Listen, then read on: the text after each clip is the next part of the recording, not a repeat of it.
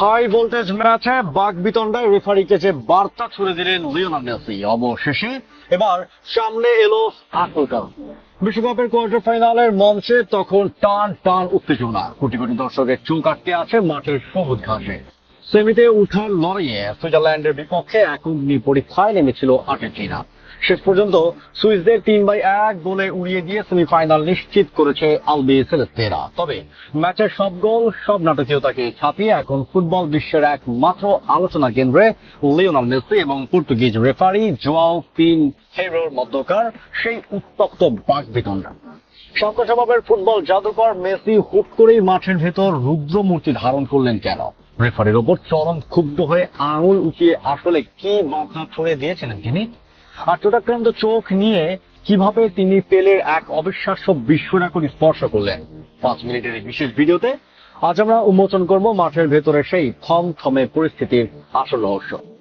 ম্যাচটি ছিল আর্জেন্টিনার জন্য বাঁচা মরার লড়াই, আর এমন হাই ভোল্টেজ ম্যাচে রেফারির প্রতিটি সিদ্ধান্তই বদলে দিতে পারে দলের ভাগ্য। খেলার ঠিক মাঝ পথে পর্তুগিজ রেফারি জোয়াও পিনহেইরোর একটি বিতর্কিত সিদ্ধান্তে অসন্তুষ্ট হয়ে নিজের বিরক্তি আর চেপে ধরে রাখতে পারেনি আর্জেন্টাইন অধিনায়ক। সাধারণত মাঠে মাথা ঠান্ডা রাখা মেসি এবার সরাসরি রেফারির মাথা মুখোমুখি অবস্থানে গিয়ে দাঁড়ান।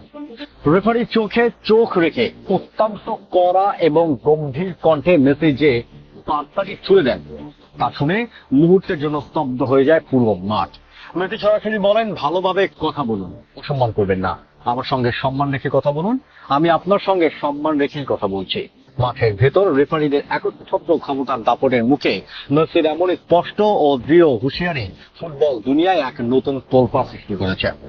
অধিনায়ক হিসেবে দলের ওপর কোনো অন্যায় বা অসম্মানজনক আচরণ যে তিনি বরদাস্ত করবেন না, রেফারিকে সেই বার্তাই পরিষ্কার বুঝিয়ে দিয়েছেন মেসি।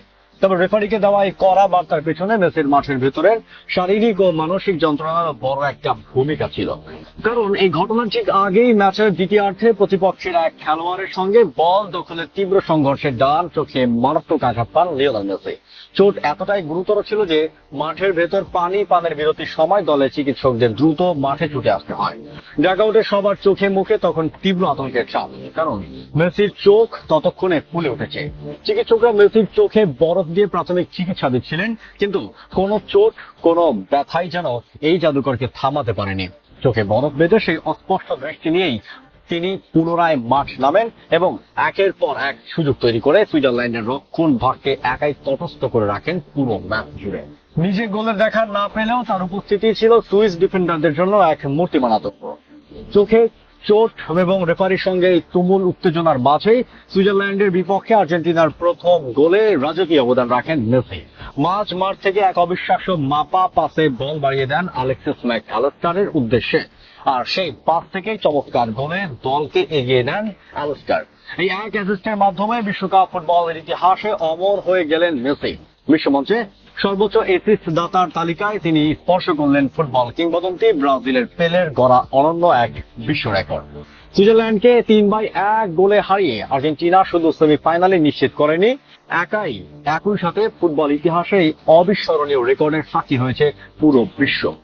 1930 সালে বিশ্বকাপের যাত্রা শুরুর পর দীর্ঘ প্রায় 1 শতাব্দীর ইতিহাসে এই প্রথমবার ফিফা র্যাঙ্কিং এর শীর্ষে 4টি দলই জায়গা করে নিয়েছে বিশ্বকাপের শেষ 4। অর্থাৎ এবারের সেমিফাইনাল হতে যাচ্ছে ইতিহাসের সবচেয়ে জমজমাট এবং রুদ্ধশ্বাস লড়াই। একদিকে চোটাক্রান্ত চোখ নিয়ে পেলের রেকর্ড স্পর্শ করা, আর অন্যদিকে মাঠের ভেতর রেফারির মেসির এই চিতিয়ে দেওয়া হুঁশিয়ারি। আর্জেন্টাইন অধিনায়কের এই রূপ আপনাকে কতটা রোমাঞ্চিত করেছে? কমেন্ট করে আপনার মূল্যবান মতামত আমাদের জানান। বিশ্বকাপের এমন সব এক্সক্লুসিভ ইনসাইড ও স্টোরি সবার আগে পেতে আমাদের চ্যানেলটি এখনই সাবস্ক্রাইব করুন। ধন্যবাদ।